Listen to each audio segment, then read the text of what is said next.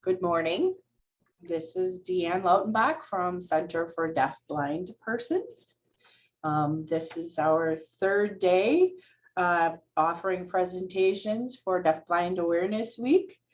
And this morning, we are pleased to have with us Pam Bilyeu.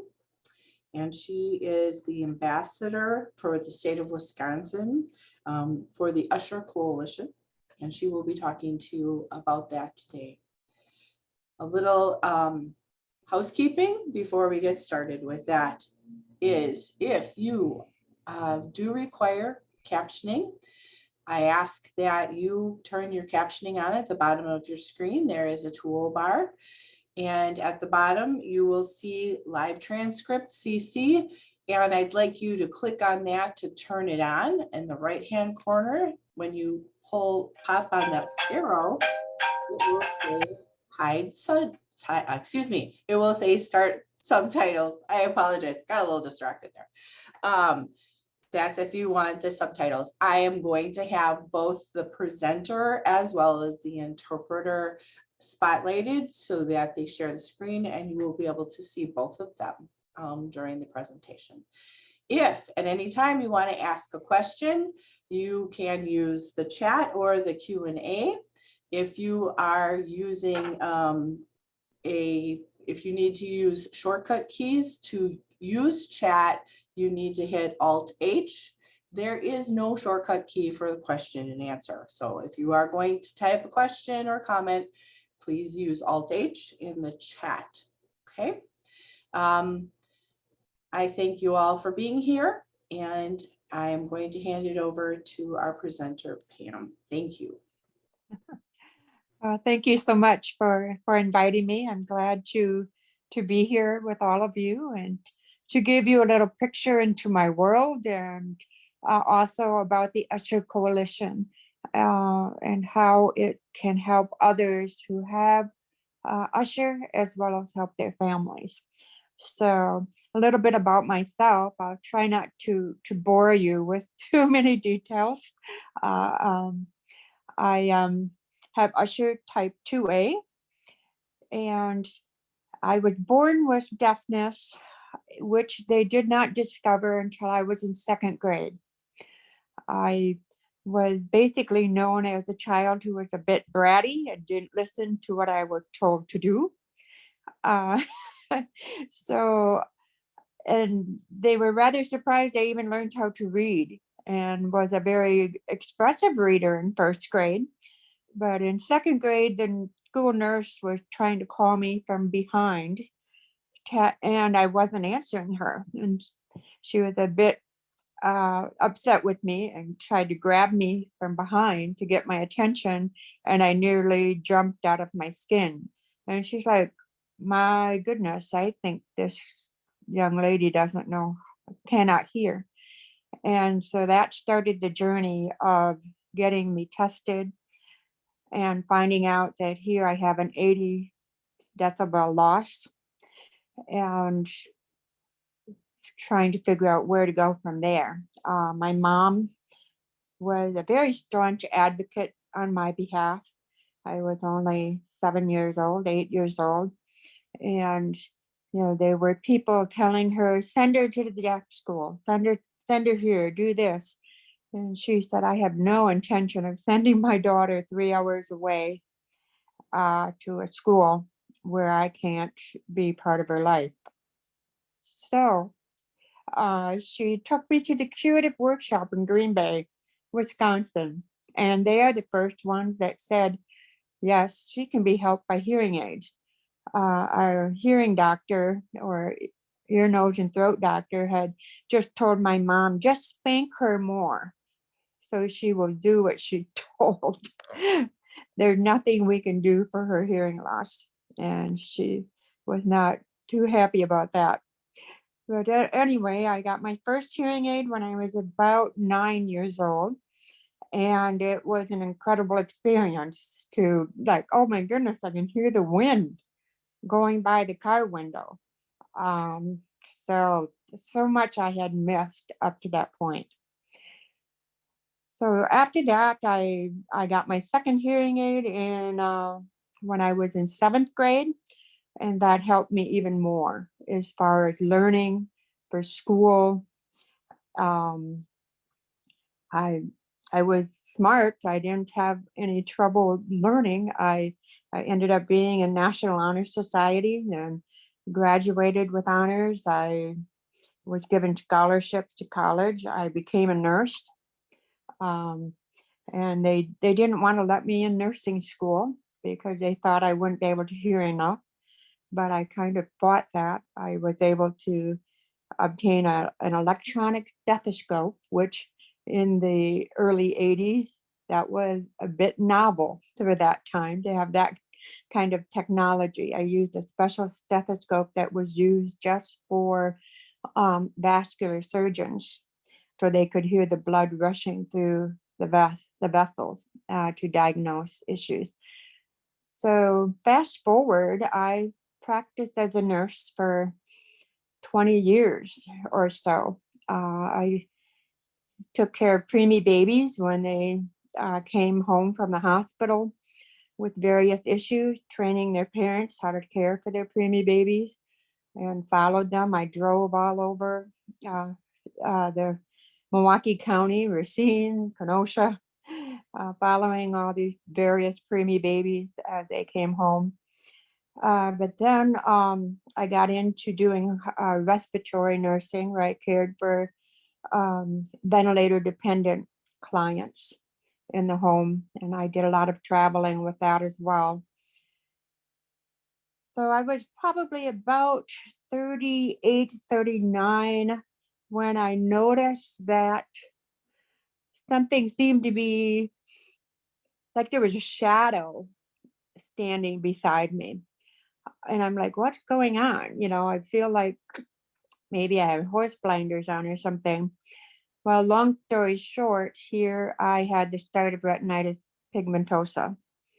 I was referred to an ophthalmologist who, fortunately, he is someone that I went to high school with. And he right away knew what was going on because he trained under Dr. Fishman at the University of Illinois, who researches Usher syndrome. And he said, Pam, I'm sending you to a specialist because I'm almost certain this is what you have. So that started the journey of my vision loss, per se.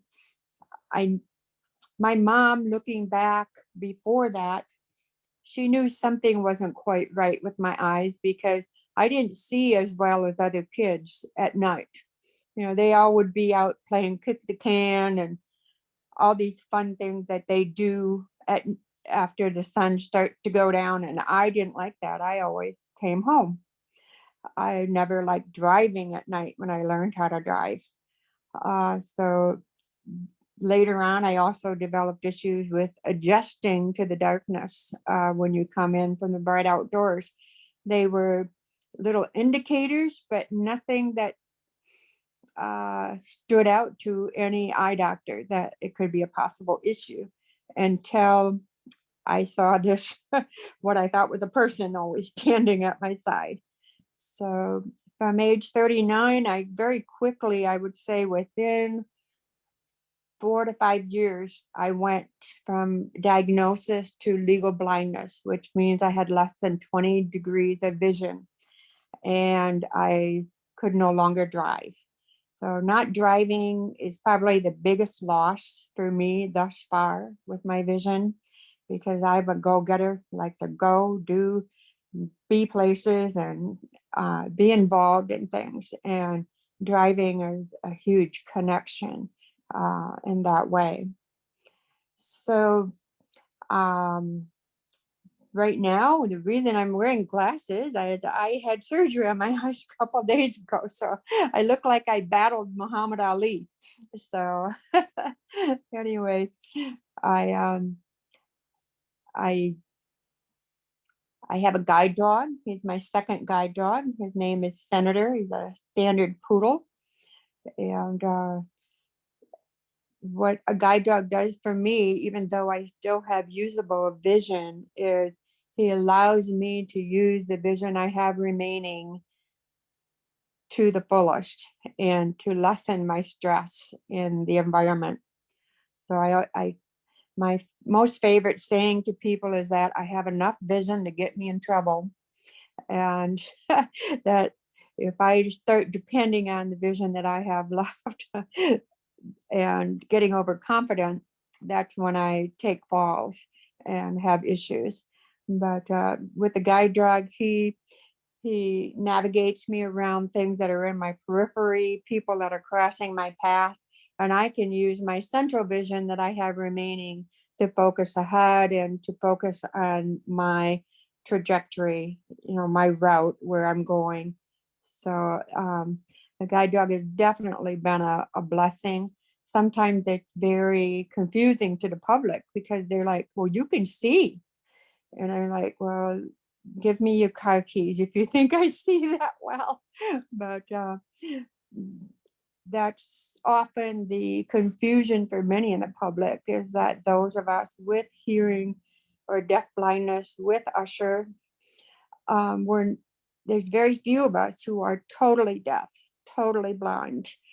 And so most of us are on this wide spectrum from where we have different adaptations. Maybe we use a guide dog or a cane, or we use large print. We can still use an iPad. Some of us are to the point where we need to use Braille. Some of us have hearing aids. Some of us have cochlear implants. Others are totally deaf and use ASL. So it can be a little bit of kind of an accommodation. I don't, it's complex for providing accommodation because we're so varied in the needs that we have. So that's kind of my story. After I had to leave nursing, because I could no longer drive, but I went back to school and became a massage therapist.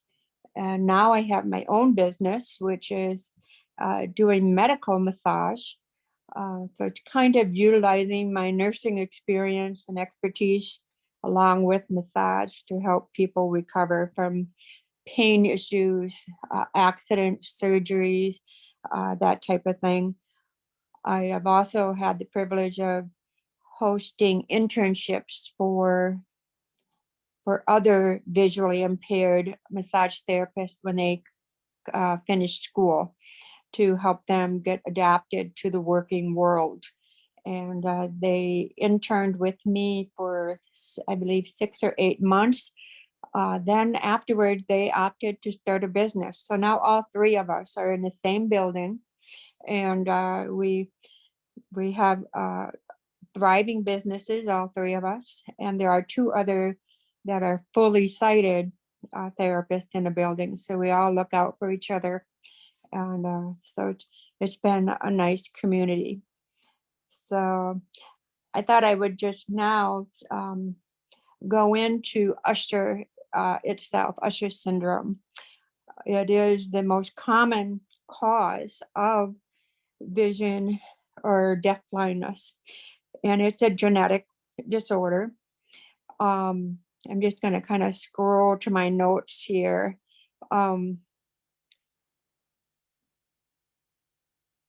It usually requires that on a genetic basis, that both parents be a carrier to pass on Ushers. I'm not going to go into the whole genetic sequence of how things happen, because it's very mathematical, and math is my least favorite subject. So Usher was identified finally and given a name in 1914 by a man named Charles Usher, but it had been recognized way before that. So there are 3 main types of Usher syndrome. Type 2A, which is the type I'm known to have, is the most common. 1B is the next common. So there's 1, 2, and 3. Type 1 tend to be more profound loss, and generally when they are born, their hearing loss is very profound, almost totally deaf. They also, their onset of vision loss tends to start within the first decade of their life. So many in this category, they either will be with a cochlear implant, depending, how informed their parents are and if the choice of that family, or they are they are streamed with ASL and they are more literate with ASL and are what they consider themselves deaf cultured. So they're often is a choice that they have to make.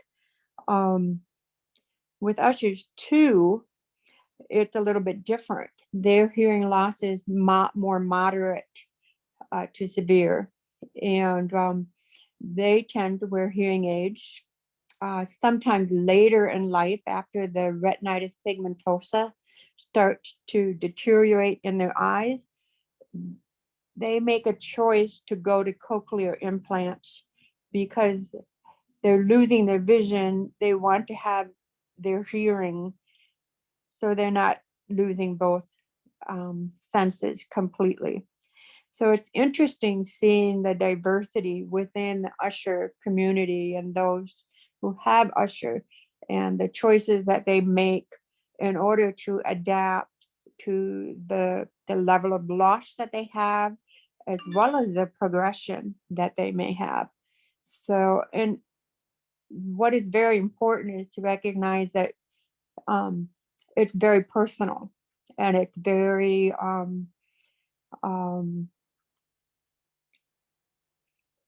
significant to what they experience in their life. If they and no one has a right or wrong way of doing things. The main thought should be that everyone should be supported, should have the services and adaptations available to them to that they can live their life to the fullest and to live it in the way that they choose. Type 3 of Ushers is very, very rare. I think I've only heard of 3 cases actually myself. And it's generally has a kind of a rapid onset and progresses very fast. So that's kind of a basic synopsis of the types of Usher. But you will generally just hear about type 2A and type 1, I think B, and one other type of 1 that'll be the most common in probably your professional interactions. Let's see here.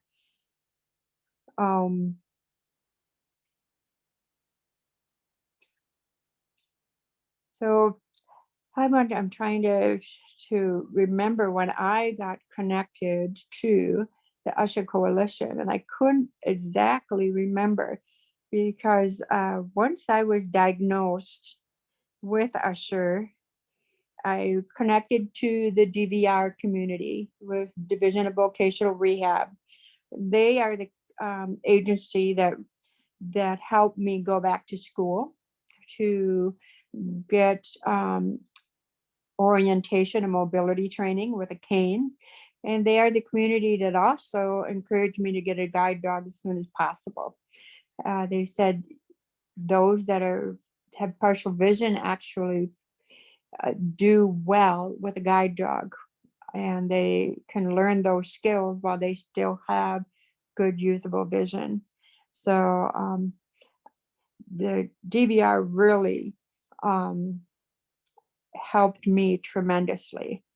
I was fortunate to have a fabulous counselor who did extensive DB training to understand the nuances of being both deaf and blind together and how that progresses. So she was fabulous and supportive, and getting me through massage school. So as I finished massage school, I started getting connected to more agencies and more groups. One of those groups was called the Deaf Blind Fishbowl, which was an online email chat group of various people who had ushers too, but were considered oral, who wanted to kind of connect to each other and chat. And this group was founded by none other than Ruth Silver, who also founded the DB Center there in Milwaukee. So it is a privilege to be here today, kind of in her shadow. So she was actually a fabulous, humorous, outgoing woman who I really cherish all the encouragement that she gave. The Usher Coalition now is another extension of that. This group was founded in 2008 by parents of children who have Usher. And their main focus was to try to create a global community of those who suffer from Usher or who have Usher. Those of us with Usher don't like to say we suffer with Usher. We don't suffer. So they, their main mission is to identify, to register, to get genetic tested, and to connect everyone who has Usher. And we not only want to just identify and know who we all are, but by creating the registry that we have and assisting everyone to be genetic tested and allow that to be in the pool of information, we then can create a connection to the research community. There is so many new things that are coming down the pike with various research projects. But often with these research projects, you have to have a certain genetic mutation that qualifies you for that research study because it's a very narrow parameter that they are operating in and that they are researching. So, for instance, myself, I just did an intake at UW-Madison for the ProQR study, which is a basically I believe an mRNA study to hopefully stop the progression of Usher syndrome. It's exciting technology. They've had some slowing of progression but they need to find people who have that certain genetic profile. So if they're not genetic tested, that takes 8 weeks or more for that result to come back, for them to know if you qualify. So you're kind of slowing up the process of them finding the necessary test subjects to utilize in research. So that is one of the things that the Usher Coalition is hoping to help the research community with connecting those that have Usher, having their genetic testing done. It's there, it's ready. Oh, we can look down through the file. Oh, this one. Let's see if they can participate in our study. So also, the Usher Coalition is very concerned with providing community and connection for parents of children with Usher, for young or youth with Usher, and adults with Usher. So I had my birthday yesterday. I consider myself a very old adult with Usher, and I'm very grateful for the community that I have developed. My husband is always so amazed at the number of people that I know all across the country in Canada. And now with the Usher Coalition, we have over 2,000 and in 72 countries. So I've met several in Mexico, in India, in Ireland, Canada, who have Usher. So it is turned into a global community that we can share our story, share our struggle, but also we share our triumphs and the things that we use to help adapt and accommodate in our lives. You know, we hear so much about all the various technology, you know, the big machines and, you know, the applications you can put on your device to help you. But oftentimes it's the simple things in our day-to-day life in our homes that we need to have information about. If it's the little plastic tactile bumps that we put on our stove, or if it is using different textured rugs on the floor in our home so that we know what room we're in just by how it feels on our feet. Sometimes it's a very low tech things that kind of save our neck, so to speak, that we don't have a fall or an issue in the home. So that's kind of my story, the story about Usher's the Usher Coalition. I am one of the ambassadors for the state of Wisconsin. We have two, and generally our goal is to try to get two from every state, and as well as a representative from every country that we can. We have several from India and Mexico and France that are in the coalition. And our main goal as ambassadors is basically to just be a connection.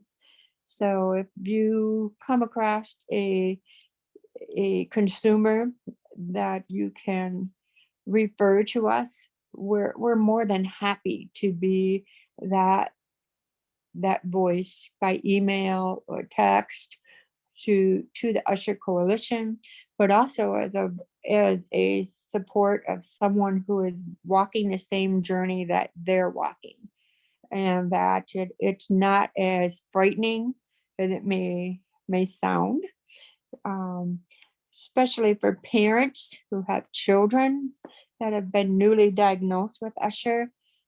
They tend to be more frightened than the children, and to put their mind at ease, to really feel that they can trust their child, and to know that their child will learn and grow and thrive so much better than they ever anticipated. And it's because that's the way we are as humans, irrespective of whatever we're going through.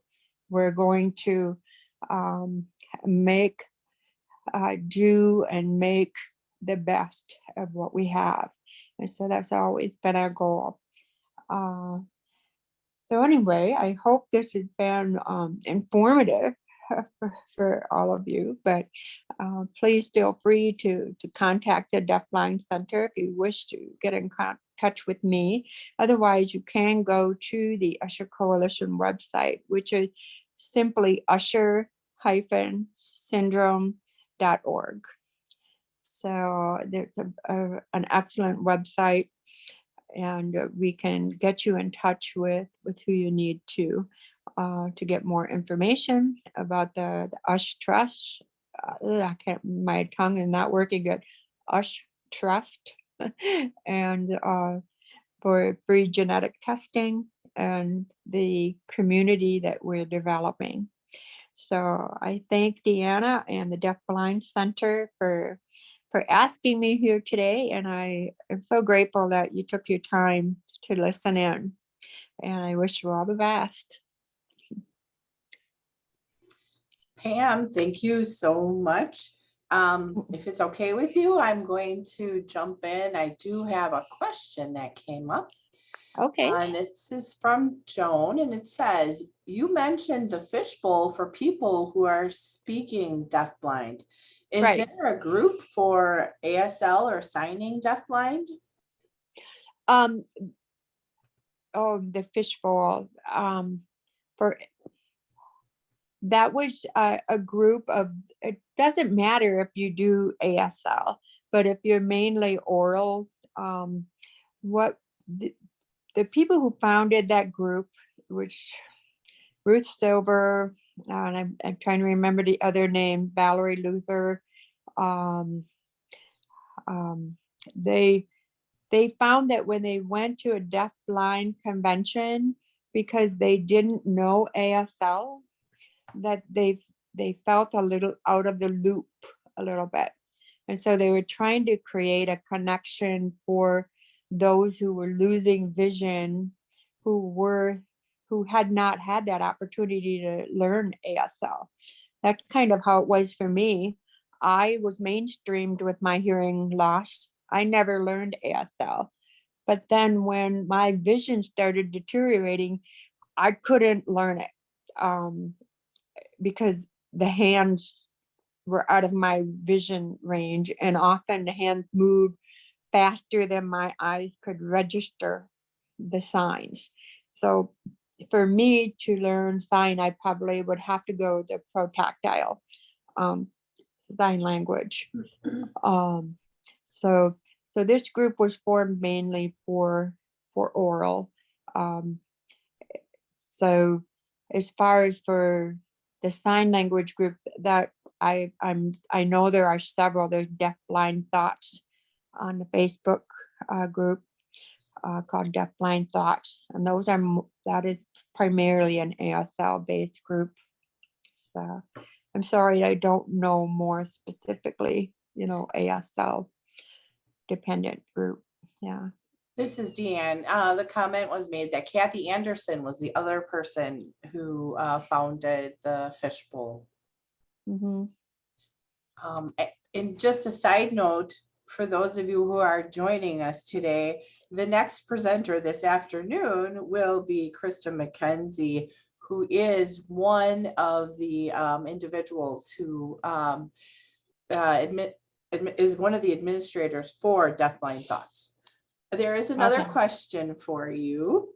The question here is, did you go through much pain? That's my question. Did you go through much pain? This is from Jeannie and Jeff. Okay. Well, I'm not sure what they mean about pain, physical pain. There's no pain with retinitis pigmentosa in terms of physical pain. But it is, I always tell people, it's kind of like the long goodbye with your vision. If you ever read Nancy Reagan's book about her husband who had Alzheimer's, it was a long goodbye. So often there would be something he didn't remember or he couldn't do. Well, that's the same with retinitis pigmentosa. As it progresses, certain things you cannot do or you don't see or you so big hallmarks are usually when it progresses to the point where the car keys are taken away. Then when it interferes with whatever career path you may have chosen. For me, it did both things. So that those with RP tend to go through periods of grief when those things happen. I'm still mad about not being able to drive. So I can't wait to be able to buy a Tesla that'll be full self-driving, so I can just hop in and say, Tessie, take me here. I want to go shopping. So I know that the next big hurdle for me is if I go totally blind. And I don't know what the exact prognosis is, if that will happen or not. I Several in the fishbowl group and those that I know with RP, it's kind of 50-50 if we'll lose all of our vision. So um, one of the things that is very crucial for all of us with Usher is to be aware that it is a constant change.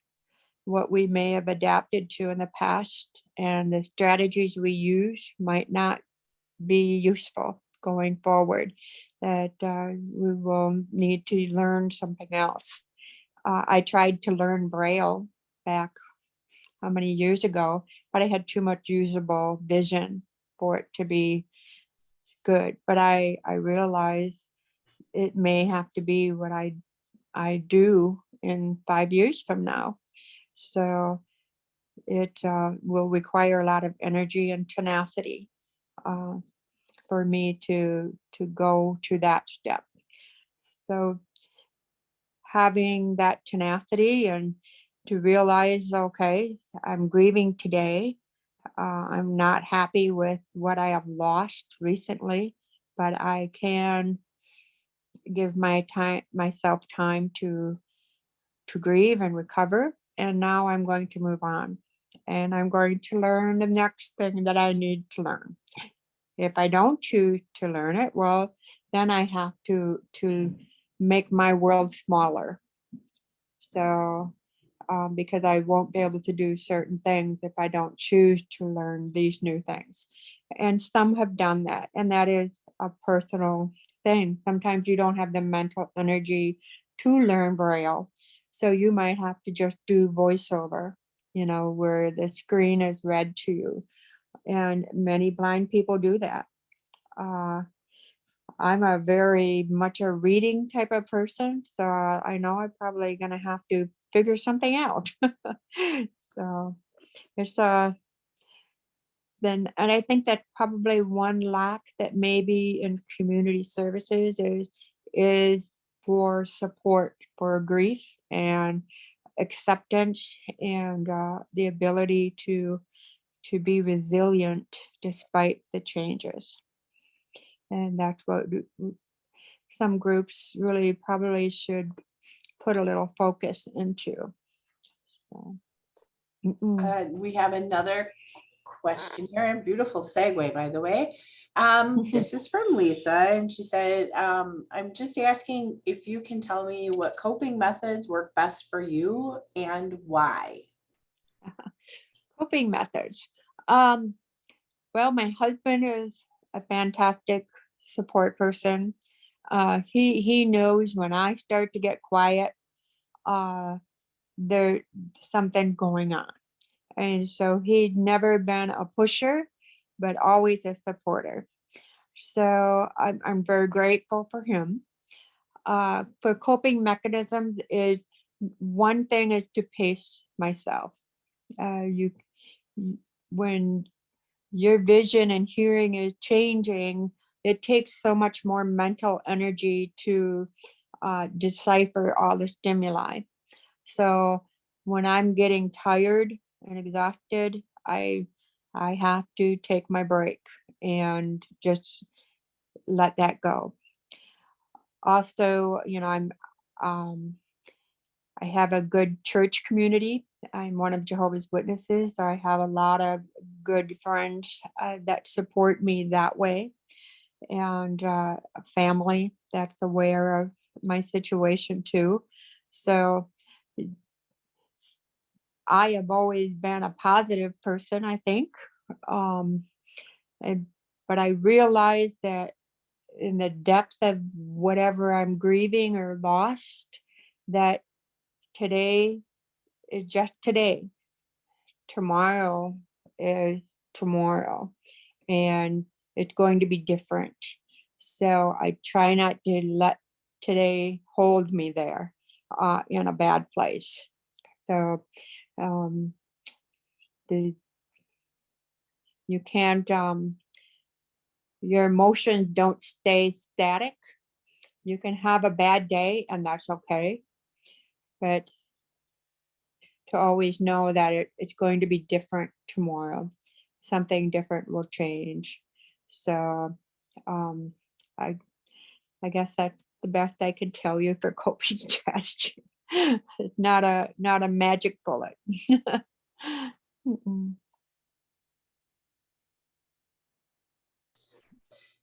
Are there any other questions or comments?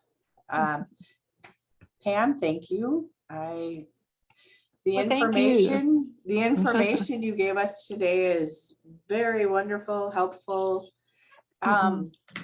Could you possibly, again, just give us the website information for the coalition, Usher Coalition, please? Yeah, it's Usher-syndrome.org. And so it never ushers with an F, it's just Usher. So Usher-syndrome.org. And I'm sure if you just typed in Usher Coalition in the Google search bar, it also will come up for you. So when all else fails, we use Google. Our favorite search engine, or whatever it has become. All right, well, I would like to thank you, like I said, thank you for the information you shared with us. I know that there are individuals on here who will benefit from this information. And I appreciate your time. Yeah. Thank you. Thank you for all the good work that you do at the Deafblind Center.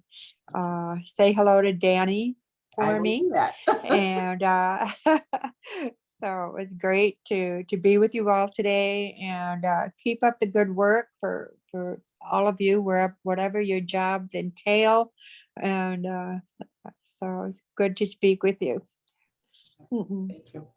All right, thank you, everyone. And again, thank you to my interpreter, captionist, and Pam. Thank you from others who are getting in and chatting, saying thank you. Yep. All right. Thank you. Bye-bye.